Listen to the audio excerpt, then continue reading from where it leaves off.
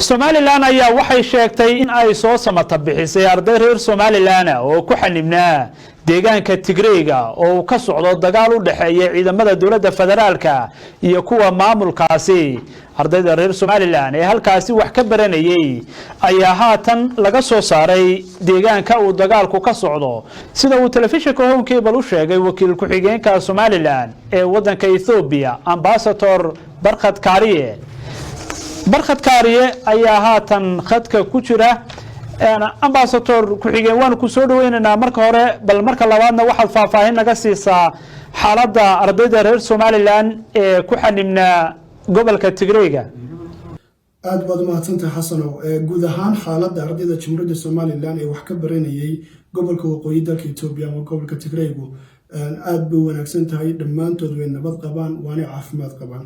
haddii su-aasha aad ku keentay wararkii muddooyinkii u dambeeyay isla dhex marayay baraha bulshada ee ahaa inay jirto arday wax ku noqotay colaadaha gobolkaasi ka socda, iyagu way ka bad qabaan waana ka nabad qabaan, wax dhib oo haba yaraatay gaadhay ma jiro. haddii loo jeedo dee qof kasta oo goob colaadeed jooga walaacuna waa haystaa, walbahaarkuna waa haystaa, taasoo aynu guud ahaan waalidiintii iyo annagoo mas-uuliyadna saarantayba dowladda Jamhuuriyadda Somaliland aan kala sanayn. haddana imikadan aan kula hadlayo meel amnigay joogaan, way kasoo baxeen gobolkii goobiyo colaadu ka jirtay, dhammaantoodna waanay nabad qabaan, xaaladooda caafimaadna aad bay wanaagsan, wax dhib oo gaadhayna ma jiraan. guud ahaan ardayda reer Somaliland ee gobolkaasi wax ka baranayay tir ahaan ama inta idinkaydii diiwaan gashan intay ahayd marka hore? ardayda Jamhuuriyadda Somaliland ee wax ka baranayay gobolkaasi imika colaadu ka bilowdeen waqooyiga Itoopiya waqtiyo kala duwan bay yimaadeen, sidoo kalena waqtiyo kala duwan bay ka baxeen. waxa cusub mudan ardayda halka inaga joogtay inay isugu jiraan arday deeq waxbarasho joogtay oo Jamhuuriyadda Somaliland ay ka heshay dowladda Itoopiya, iyo arday sidoo kale ay jaamacadaha dalkeenu ka heleen waxbarasho ama deeq waxbarasho jaamacadaha gobolkaasi ku yaala. sidaas darteed waqtiyo kala duwan ayay yimaadeen. sidaas la midana markii ay dalkani ka bilaabmay cudurka corona oo guud ahaan dunida ku faafayay, ardayda gobolkaasi wax ka baranay waxay kala sinaayeen ardaydii kale ee safaaradda Jamhuuriyadda Somaliland ee Addis Ababa ay ka daadgureysay markii jaamacadaha la xiray halkan dalkii ay ku celisay Somaliland. waqtigaasi waxa cusub mudan waxaa jiray arday tiro yar oo kooban oo dhakhaatiir ay ka mid tahay oo halkaasi ku hadhay waxbarashadana sii waday.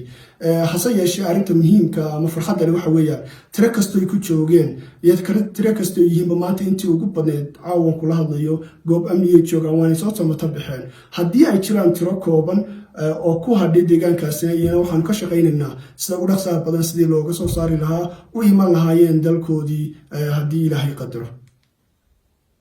Ambassador sidee bay idinku suurto gashay in dhalinyaradaasi reer Somaliland aad soo samata bixisaan? markii ay dagaalku ka bilaabmay waqooyiga dalkan Itoopiya, Jamhuuriyadda Somaliland oo dabcan aan ku matalayno dalkan iyo dalalka la midka ahi waxaan isu xil saarnay inaanu u guntano sida ardaydaasi looga soo saari lahaa.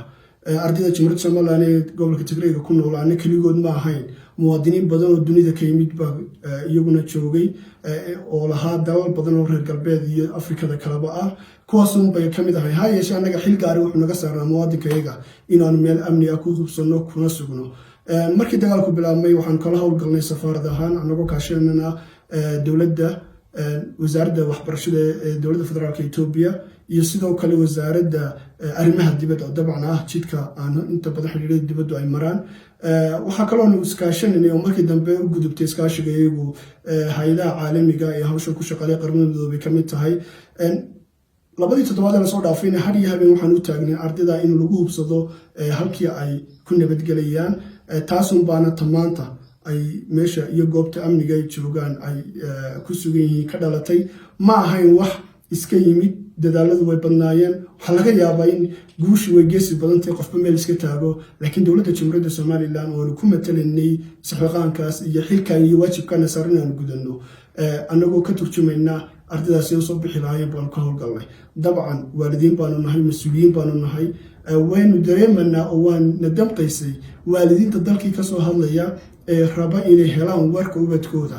tii anagoo guntiga dhiisha isaga dhignay baa ilaahay maanta noo suurtogeliyo nagu asturay maanta xogta sugnayd baan idinla wadaagaynaa ardaydaasi way bad qabaan 24 saac gudahoodna wayna soo gaarayaan haddii allah ugu diro qadarada dowladda waxay u diyaarisay goobaha degi lahayn magaalada Addis Ababa markay yimaadaan sidoo kalena sidii dalka loogu soo anbixin lahaa markii ay soo bixeenba laga howlgalay dhawaan insha Allah dalka wadi ku soo gaari doonaan haddii ilaahay yiraahdo aad iyo aad baad u mahadsan tahay kaasi waxa uu ahaa ku-xigeenka wakiilka Somaliland ee wadanka Itoopiya ambassador barkhad kaariye oo ii waramayay warar kale oo soo gaarayana waxay sheegayaan in arday kale oo Soomaaliyeedna la soo samata bixiyay oo haatan ay soo gaadheen deegaanka Anfarta oo ammaana